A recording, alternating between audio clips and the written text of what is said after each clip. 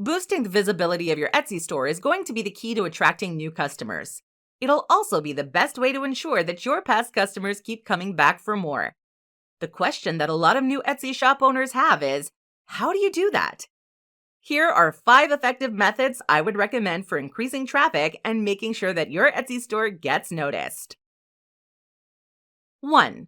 Use social media. Using social media is a great way to get more people to check out your Etsy store.